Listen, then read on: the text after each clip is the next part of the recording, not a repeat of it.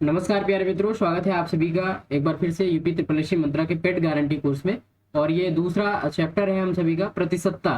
ठीक है, प्रतिशतता से एक क्वेश्चन, सिंगल क्वेश्चन देखने को मिला था पिछली बार। अभी लास्ट में हम वो क्वेश्चन डिस्कस कर लेंगे आप सभी के साथ में। तो देखेंगे, सबसे पहले देखो एक बेसिक से सारी चीजें आपको बताने का प्रयास करेंगे। चलिए देखते हैं प्रतिशतता में।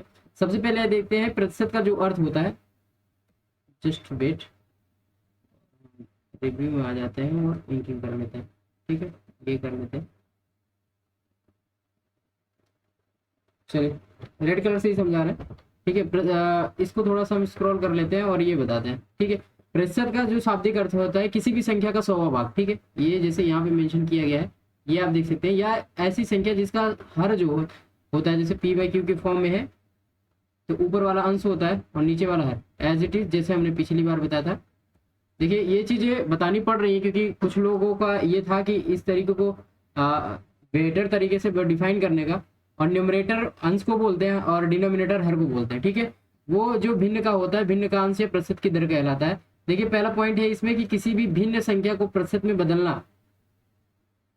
ठीक है, तो उसमें 100 का गुणा कर देते हैं और किसी भी प्रतिशत संख्या को दर में या भिन्न में बदलने के लिए इसमें 100 का हम भाग कर देते हैं। देखिए ये चीज अगर नहीं समझ में आई होगा आपको तो हम एग्जाम्पल के थ्रू समझा देते हैं। चलिए भिन्न संख्या कोई भी है, चलिए कोई भी संख्या मान लेते हैं वो संख्या 1/4 है।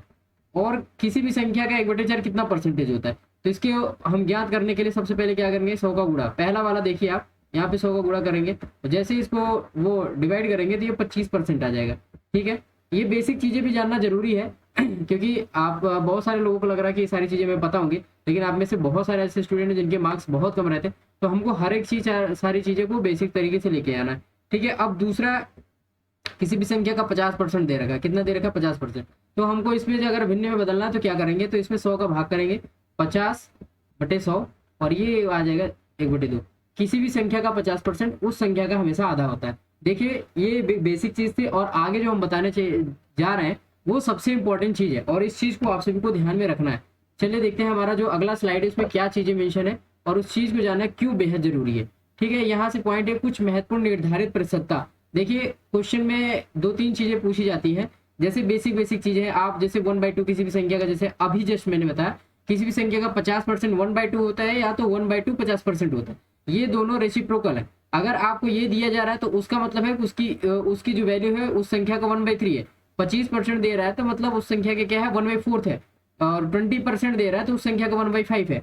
तो ये चीजें रेसिप्रोकल है और दोनों चीज आपको याद रखनी है। चलिए मान लेते हैं किसी भी संख्या का 16:2/3% 400 है, या आप मान लो वो 120 है, तो उस संख्या का मान बताओ। जैसे मान लो कि किसी भी संख्या का कितना है, ये चीजें है और मान लो संख्या x हो जाती है और उसका 16:2/3 हम लिखेंगे। 16:2/3 थोड़ा सा मैं ये समझाने का प्रयास कर रहा हूँ ताकि आपको समझ में आ जाए कि इसकी महत्वता क्यों ज्यादा है। तो देखिए अगर हम ये करेंगे फिर 16×3 = 48 2 50 करेंगे तो थोड़ा सा टाइम लगेगा। लेकिन अगर आपको पता है कि 16:2/3 की जो वैल्यू होती है वो कितनी होती है, 1/6 होती है, तो सीधा आप क्या करेंगे, उसमें मल्टीप्लाई करेंगे, 120 में मल्टीप्लाई करेंगे 6 का। यहाँ से देख लेते हैं, एक मिनट, ये हो जाएगी 720। मतलब वो संख्या क्या होगी, 720। तो ये चीजें हम समझ पाते हैं। ठीक है, ऐसे इन सारे की वैल्यू की, जैसे 1/7 कहीं लिखा है या 16:2/7% किसी भी संख्या का है तो उसका एग्जैक्ट वैल्यू तुरंत हो जाएगा 1/7%। ज्यादा कुछ नहीं करना, सीधा 7 का गुणा करना है, वो संख्या आपके सामने होगी, वही आपका आंसर होगा। किसी भी संख्या का 12:1/2% या 12.5% हिंदी में अगर बोल दे तो उस संख्या का कितना होगा, 1/8 होगा। और ऐसे ये भी होगा 11:1/9% या 11.11% किसी भी संख्या का 1/9 होता है। As it is just reciprocal ये है, किसी भी संख्या का 8:1/3% या 8.33% जो होता है वो उस संख्या का क्या होता है, 1/12। अभी हम कुछ एग्जाम्पल के थ्रू ये चीजों को समझाने का प्रयास करेंगे तो ये चीजें आपको बेहतर तरीके से समझ में आ जाएगी। 1/4 है, यहाँ 1/4 नहीं होना चाहिए था, ये कर सकते हैं आप। ठीक है, 1/14 होगा यहाँ पे। 7:1/7% है या 7.14% है तो वो किसी भी संख्या का क्या होगा, 1/14%। ठीक है, आगे 1/15% का क्या देखा, देखिए 6:2/3। मान लीजिए किसी भी संख्या का दे दिया कि संख्या कुछ भी हो जाती है, आप 15 का मल्टीपल्स में कर सकते हैं या कुछ भी कर सकते हैं। 75 मिले, मान लीजिए किसी भी संख्या का इतना परसेंट मतलब 16:2/3% क्या है, 15 है, तो उस संख्या का मान ज्ञात करें। तो सीधा सीधा हम क्या करेंगे, 15 का मल्टीप्लाई करेंगे। अगर ये चीजें हमको रीडेबल रहेगी, one of the most important thing in percentage question, we have to need read all the percentage fraction. तो ये सारी चीजें आपको ध्यान रखने की जरूरत है। क्वेश्चन नंबर जो सॉरी अगला जो है 1/16 का ध्यान रखना है हमको। 6:1/4% को हम रिप्रेजेंट कर देंगे किसी भी संख्या का 1/16 होगा। चलिए, ये सारी चीजों की उपयोगिता कहाँ है, देखिए परसेंटेज का जो क्वेश्चन है पिछली बार में, अभी मैं आपको दिखा दूंगा वहां पे किस तरीके से ये सारे क्वेश्चन पिछली बार पूछे गए थे। और एक सिंगल क्वेश्चन था, आप सभी जानते हो कि जो पहला पार्ट है वहां से कितने क्वेश्चन पूछे गए थे, और आसान से ही क्वेश्चन पूछे जाएंगे। देखिए बहुत सारे जब बच्चे किसी भी एग्जाम को देते हैं तो मोस्ट ऑफ द प्रोबेबिलिटी होती है कि क्वेश्चन आसान पूछने का, और गलतियां तो वहां भी सबसे ज्यादा होती है। अभी लेखपाल वाले में, लेखपाल के एग्जाम में वही सेम हुआ है। ठीक है, चलिए इसी पे बेस हम एक क्वेश्चन आप सभी के साथ कर ले रहे हैं, एक स्लाइड में है। चलिए यहाँ पे है क्वेश्चन, ये देख लेते हैं। ठीक है, इसमें दे रखा है कि किसी संख्या का 33:1/3%, मतलब 33 बढ़ाने पर वह संख्या कितनी हो जाती है, 1500 सॉरी एक मिनट 464 हो जाती। तो संख्या का मान पूछा है कि मूल संख्या क्या है। चलिए हम यहाँ पे देखते हैं क्या किया था हमने। वो संख्या किसी भी संख्या की कितनी थी, 30:1/3 चाहे कहो, चाहे आपको 33.33% हो, तो सीधी सीधी वैल्यू है। तो हमने क्या बताया था, अगर फ्रैक्शन की वैल्यू आपको याद है तो सीधा आप मल्टीप्लाई कर सकते हैं। तो मल्टीप्लाई में क्या करेंगे, आप जो संख्या दे रखी है 464 यहाँ पे दे रखी है, यहाँ पे आप ध्यान दीजिए 464 में सीधा आप 3 का मल्टीप्लाई करेंगे, वो संख्या आपको निकल के आ जाएगी। ठीक है, ये आपको याद है। चलिए अगला देख लेते हैं। यहाँ पे कुछ क्वेश्चंस के फॉर्म में हम ये सारी चीजें की हैं, देख लेते। थोड़ा सा स्लाइड में कुछ इशू हो रहे हैं, बाकी कोई दिक्कत नहीं है, आप परेशान ना हो। चलिए इसमें कुछ फार्मूला हम लोग दे लेते हैं यहाँ से। देखिए प्रतिशत वृद्धि और प्रतिशत कमी दोनों जो वैल्यू होती है, सबसे पहला जो है प्रतिशत वृद्धि का, तो जिस संख्या में वृद्धि हुई है, वृद्धि बटे आरंभिक मान हो जाएगा। चलो यहाँ बताते हैं, परसेंटेज इंक्रीमेंट। ठीक है, तो आपका हो जाएगा वृद्धि बटे मूल मान। मूल मान में आप क्या लिख सकते हैं, वो जो आपकी मूल वैल्यू होगी इंटू 100, ये प्रतिशत वृद्धि निकल जाती है। और जो परसेंटेज डिडक्शन या परसेंटेज कमी मतलब डिक्रीमेंट पूछता है आपका, तो ये वृद्धि की जगह पे क्या हो जाएगा, कमी हो जाएगा। बाकी सेम वैल्यू वही सेम रहेगी। ठीक है, मूल मान गुणे 100। ठीक है, आई होप ये चीज समझ में आई होगी। थोड़ा सा ये स्लाइड मुझे लगता है कि थोड़ी सी बड़ी बनी है, इस वजह से स्क्रॉल करने में ये आगे पीछे हो रही है। बाकी आई थिंक आप सभी को ये चीजें समझ में आ रही होंगी, तो आपको परेशान होने की कोई आवश्यकता नहीं है। चलिए इसमें एक छोटा सा देख लेते हैं एग्जाम्पल के थ्रू। मोहन के घर का किराया 2500 रुपए से बढ़कर 1500 रुपए हो जाती, प्रतिशत कमी। एक बेसिक सा क्वेश्चन मैं आप सभी के साथ डिस्कस कर ले रहे हैं। ठीक है, तो हमने क्या बताया, प्रतिशत कमी या प्रतिशत वृद्धि का फॉर्मूला आपको सभी को क्या बताया। चलिए सीधा सीधा प्रतिशत वृद्धि जो कमी है इसमें, भैया एक बात बताओ, बढ़कर नहीं, यहाँ हो जाएगा घटकर। ठीक है, इसका तो हमारे टाइपिस्ट साहब। ठीक है, चलो इसमें देख लेते हैं। तो प्रतिशत कमी पूछा, प्रतिशत कमी का भी फार्मूला हमने दिखा आप सभी के साथ में। तो कमी बटे मूल मान, मतलब मूल मान इंटू 100। तो कुछ नहीं करना है, 2500 में से 1500 घटाओगे तो कितना आएगा, 1000, और बटे मूल मान हमारा कितना था, पहले 2500 रुपये था, और 100। ये वैल्यू इससे हम कट कर देंगे, 25 चौका 100, और 40% आपका आ जाएगा आंसर।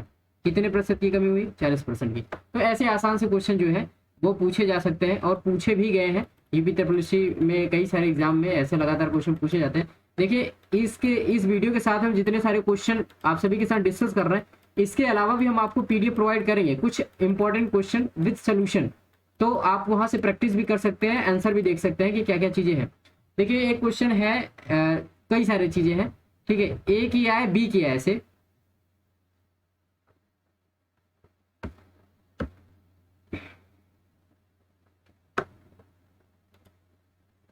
ठीक है, यहां से क्वेश्चन देख लेते हैं। ए की आय बी से x प्रतिशत अधिक हो तो बी की आय ए से कितने प्रतिशत कम होगी। बहुत बार आप देखते हो यहाँ परसेंटेज वैल्यू कुछ भी हम ले लेते हैं। चलिए ए की आय जो है, ए की आय बी की आय से 25% अधिक है। कितना, 25% अधिक है। तो इसमें जस्ट अपोजिट पूछा है, बी क्या ए से कितने प्रतिशत कम है, तो 100x, 100 की जगह x की जगह 25 और बटे 125 हो जाएगा। ये 5 बार घटेगा, यू नो वेरी वेल, ये 20% आ जाएगा। मतलब ये बी की आय जो है वो ए की आय से 20% कम है। अब देखिए कम होने की स्थिति में सेम फार्मूला ही रहेगा, लेकिन यहाँ जो माइनस हो रहा है, जैसे मान लीजिए कि यहाँ पे ए की आय बी की आय से कितना है, 25% कम है, ठीक है, 25% यहाँ पे, जहाँ पे अधिक दे रहा है वहाँ पे हम कम कर देंगे, तो यहाँ पे वैल्यू क्या हो जाएगी आपकी, माइनस में हो जाएगी, ठीक है। जहाँ 125 आ रहा है वहाँ 75 हो जाएगा। आई थिंक आपने ये चीजें समझ ली होगी। तो आगे जो चीजें हैं उसको डिस्कस कर लेते हैं। कई सारे क्वेश्चंस हैं वो आप सभी के साथ हम डिस्कस करेंगे यहाँ पे। देखिए ये सेम क्वेश्चन है, तो यहाँ पे देख लेते हैं।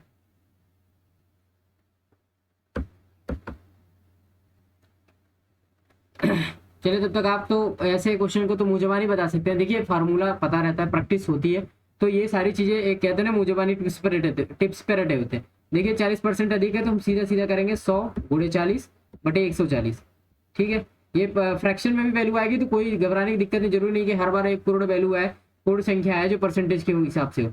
तो ये 0 से 0 कट गया, यहाँ 2 से हो जाएगा और ये 7 से हो जाएगा, ठीक है। 200/7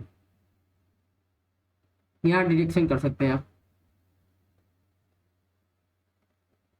जो भी वैल्यू आएगी वो परसेंटेज में हो जाएगी। एक दुकानदार द्वारा चीनी के मूल्य में 40% की बढ़ोतरी करने पर बिक्री में 25% की कमी हो जाती है, तो चीनी से आय में कितने प्रतिशत की वृद्धि या कमी होगी। तो देखिए ये काफी सिंपल सा क्वेश्चन है, आप इसको देख सकते हैं, या एक तरीके से क्वेश्चन ये कह दो कि एक दुकान द्वारा जो चीनी के मूल्य 40% बढ़ोतरी करिए, बिक्री में 25% की कमी हो जाती है, ठीक है। अब जाहिर सी बात है रेट बढ़ाओगे तो भाई कमी लोग खरीदेंगे। तो इसमें पूछा चीनी से जो आय है, जस्ट वेट अ मिनट,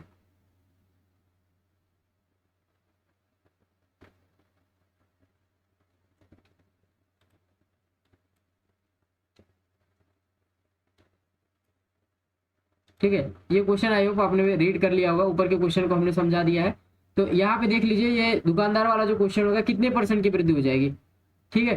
तो आप क्या कर सकते हैं, 2 चीजें कर सकते हैं। क्या, एक तो जो प्लस माइनस वाला अभी आगे हम क्वेश्चन बता दे रहे हैं, देखिए ये इसी पे बेस्ड है, पहले फार्मूला आपको बता दें अदरवाइज आप ऐसे नहीं समझ पाएंगे।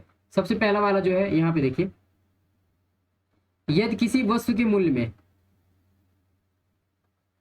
यदि किसी वस्तु के मूल्य में x% की वृद्धि की के बाद पुनः y% की वृद्धि की जाती है, तो वस्तु के मूल्य में कुल वृद्धि कितनी होगी, ठीक है। अब यहाँ देखिए सेम क्वेश्चन है, लेकिन वहां पे परसेंटेज में अगर पॉजिटिव होगा तो ये वाला फार्मूला लगेगा। विथ एग्जाम्पल अभी हम समझा रहे हैं, आपको परेशान होने की आवश्यकता नहीं है।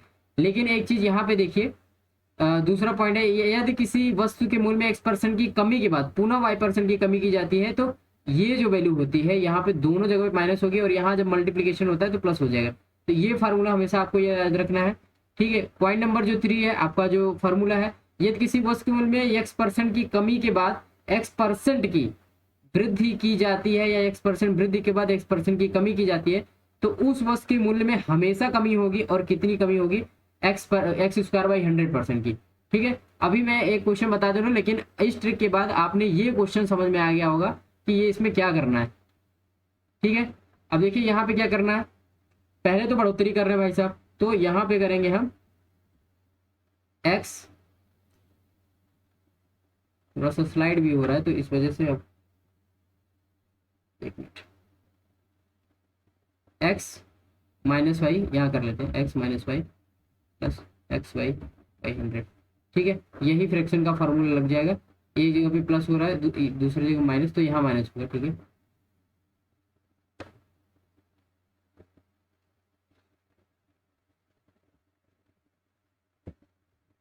इसी जगह पे आपको थोड़ा सा इरेज कर दें तो ये चीज़ें थोड़ा सा बेहतर हो जाएगी।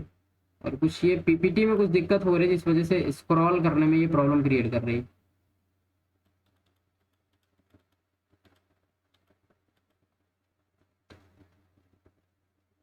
चलिए यहाँ डिस्कस कर ले रहे हैं।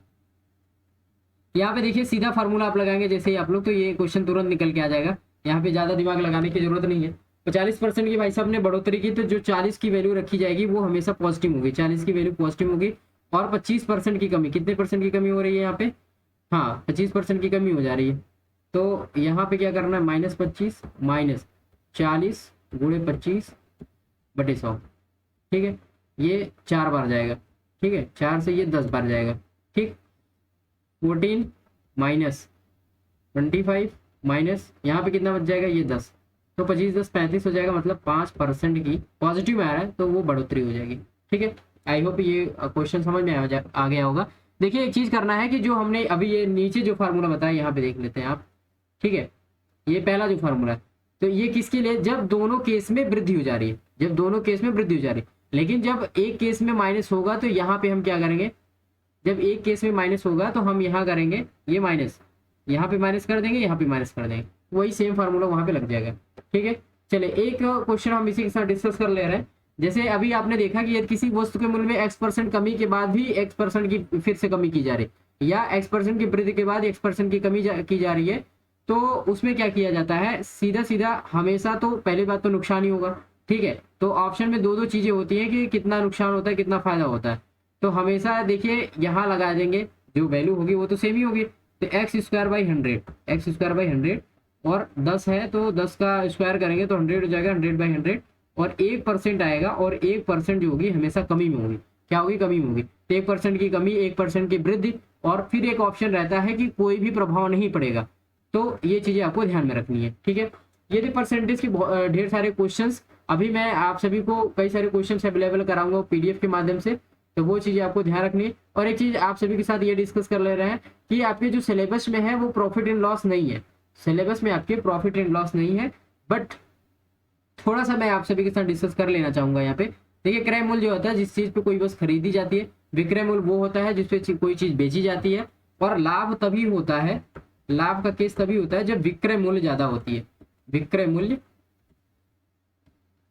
जैसे आपने कोई चीज 5 रुपए खरीदी, 10 रुपए में बेचा है, तो बेचने वाला जो जिसपे आप बेचते हैं वही आपकी सेलिंग प्राइस होती है, और कास्ट प्राइस आपकी खरीदने वाली प्राइस होती है।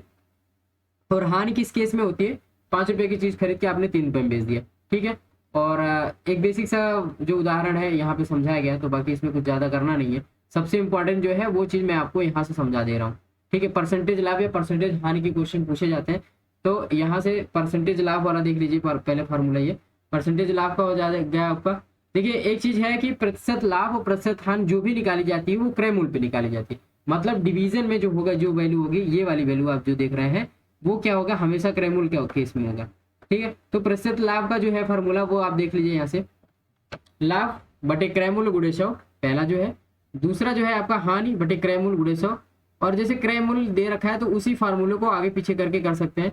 हानि की स्थिति में विक्रय मूल्य, ये ज्यादा आपको रटना नहीं है। देखिए ये आपकी जो मेन फार्मूला है मैं वो आपको बता दे रहा हूँ, यही दो आपकी मेन फार्मूले हैं, और इसी फार्मूले से सारे क्वेश्चन निकल जाएंगे, तो यहाँ से परेशान होने की जरूरत नहीं है। देखिए एक ट्रिक है, एक दुकानदार, यदि कोई दुकानदार, यहाँ से देख सकते हैं आप, यदि कोई दुकानदार दो वस्तु में एक ही मूल्य पर विक्रय करता है, विक्रय में वह वस्तु एक वस्तु पे x% लाभ पर तथा दूसरी वस्तु को x% हानि पर बेचता है, तो ऐसी स्थिति में हमेशा हानि होती है। देखिए ये प्रश्न कई बार एग्जाम में पूछे गए, पेट में पिछली बार ये क्वेश्चन नहीं था। ठीक है, लेकिन यूपी ट्रिपल के कई एग्जाम में लगातार पूछे गए, बहुत सारे एग्जाम में पूछे गए, तो सीधा सीधा आपको ये परसेंटेज याद रखना है कि ऐसी कंडीशन में हमेशा हानि होती है, और हानि के केस में कितना परसेंटेज हानि होगी। तो आपको एक चीज ध्यान रखना है, लाभ और हानि परसेंटेज बटे 10 का स्क्वायर हो जाएगा, या जो वैल्यू ये दे रखी, क्योंकि ये जो दोनों वैल्यू दे रखी है वो आपको हमेशा सेम दिखाई पड़ेगी, तो आपको x/10 का स्क्वायर कर देना, बस कहानी खत्म। यहाँ से आपका सीधा सीधा आंसर हो जाएगा। एक चीज क्वेश्चन मैं आपको बता दूं कि जैसे कोई दुकानदार होता है, वो ये इस बात का दिखावा करता है कि उसने जो चीज कास्ट प्राइस पे खरीदी है उसी पर बेचा है, लेकिन वो उस वक्त गलत बाट का प्रयोग करता है, और बस दिखावे के लिए करता है कि हम सेम मूल्य पर, मतलब अपने कास्ट प्राइस पे ही चीजों को बेच रहे हैं। तो उसमें आपको परसेंटेज लाभ के बारे में पूछता है अक्सर क्वेश्चन, परसेंटेज लाभ के बारे में पूछता है, तो सीधा सीधा जो फार्मूला है नीचे दे रखे। एक तो थोड़ा सा मुझे आज ये स्लाइड बहुत इरिटेट कर रही है, क्योंकि इसमें ऐसा होना नहीं चाहिए था प्रॉब्लम। तो सीधा सीधा आप फार्मूला यहाँ से देख सकते हैं कि त्रुटि कितनी को है। जैसे अभी ये मान ली कोई चीज 1000 बाट का है, वो मतलब 1000 किलोग्राम का है, लेकिन वो 800 का प्रयोग कर रहा है, तो त्रुटि कितनी होगी आपकी। ठीक है, त्रुटि उसमें जितनी होगी वो मेंशन कर रखा होगा, और वास्तविक मान माइनस त्रुटि 1000 का, अगर 1000 ग्राम का है और माइनस त्रुटि 800 का है, तो 200 हो जाएगा, इंटू 100 में मल्टीप्लाई जैसे ही करेंगे तो परसेंटेज में इसका लाभ परसेंटेज निकल आ जाएगा। ठीक है, अगली स्लाइड में देख लेते हैं कुछ क्वेश्चंस और कुछ ट्रिक्स। हाँ, एक चीज ये है कि इस पे भी कई क्वेश्चन लगातार बनते रहते हैं, तो आपको ध्यान रखने वाली है। परसेंटेज जो लाभ और हानि का है वो सिलेबस में नहीं है, मैं बता चुका हूँ, लेकिन ध्यान देने की जरूरत है क्योंकि इससे भी क्वेश्चन बन सकते हैं या इसी फार्मूले का प्रयोग किया जा सकता है। ये 2 बार के विक्रय मूल्य पर A% तथा B% का लाभ होता है, तो कुल लाभ प्रतिशत हो जाएगा आपका यहाँ से।